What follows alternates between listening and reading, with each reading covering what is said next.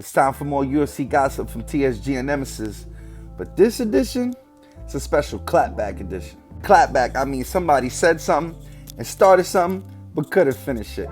They tried to catch jokes, but that clapback was too much smoke. So sit back and enjoy UFC Gossip 4, the clapback edition. What's up, guys? Will here from the MMA Smash podcast here. And we got some clapbacks. So Sean O'Malley said that Reebok made over $1 million on him and he only got 3 G's. Reebok came out with a gangster tweet. They said, actually, we made nothing because who the F is buying Sean O'Malley merchandise? We gave him $3,000 because we felt bad for him. Hashtag, who the fuck is this guy?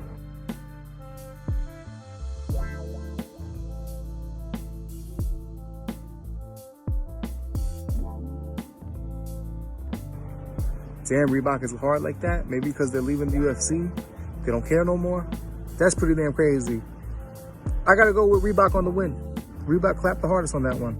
The MMA world is livid. I mean, whenever you're in the spotlight, you pretty much have to deal with a lot of hate, harassment, bullshit, haters.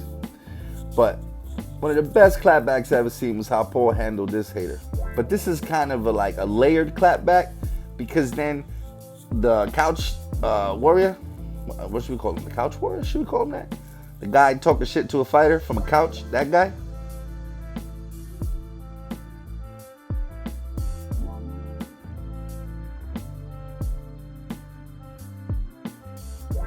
When Paul said, yo, I would fuck you up, the guy was like, yeah, you would. So it's like, I don't know how, Paul had a good clapback, but the initiator had an even better clapback to the clapback. His counter clapbacking skills is official. All right, so we got Michael Bisping and Dan Henderson going at it for the 3rd time. Not actually in the octagon, but on Twitter. Well, Hendo tweeted out, enjoying the fights as much as possible while having to listen to Bisping. Happy anniversary tonight, I put you to sleep. Bisping came back at him and he is salty. So Bisping went on a crazy rant on Twitter. I can't even use the language that he used. Basically accusing Dan Henderson of using steroids and calling him a word that sounds like punt.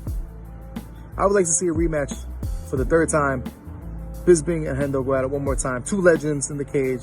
Let's do it. UFC, what's going on? Fight Island, let's go. Henderson and Bisping one more time. Henderson can still do it. Bisping can still do it. Let's go, man. One more time.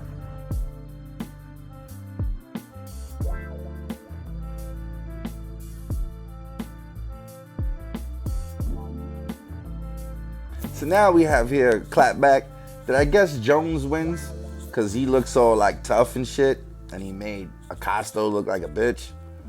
But honestly, it's like, damn, Jones, why you gotta do him like that? He was trying to be nice. He was trying to show you some respect. So Jones wins his clapback. But I don't know how I feel about it. Mixed emotions. So I clearly remember a time when somebody asked Usman about fighting George, and Usman was like, who?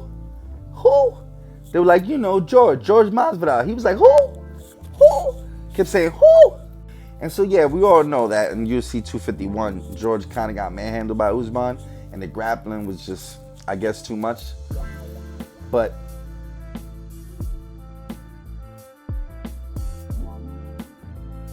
when it comes to who the fans like more, and when it comes to you starting with your who, the clapback, I think it's pretty obvious. You know exactly who. A guy who got way more views than you, and you're the champion.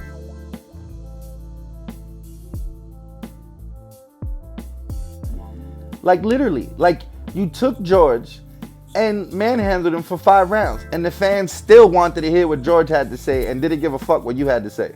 You stomped this man's foot 1,000 times, and the fans still didn't give a fuck why you did that. They wanted to speak to George. They wanted to hear from George.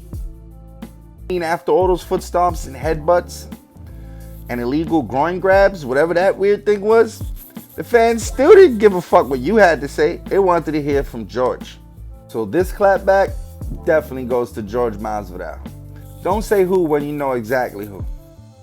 Okay, now the ultimate clapback is an old one. Y'all might not even realize it was a clapback. But y'all remember when Joanna made a certain tweet, a certain meme at Zhang that was racist and also insensitive, the whole COVID thing.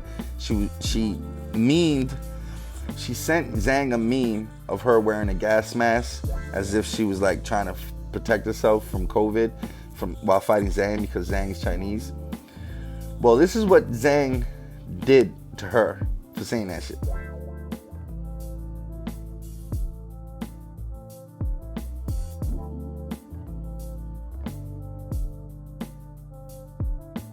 So after you make somebody look like that for talking shit, you definitely win the best clapback. I mean, that's arguably the best woman fighter in the world next to Amanda Nunes, and obviously you, because you done made her head look like that.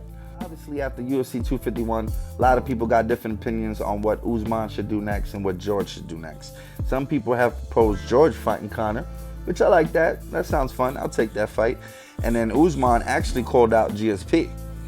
To be honest, I'll take that fight too. Being as Usman's grappling has been a problem for guys, I'm interested to see what would happen against a grappler like GSP.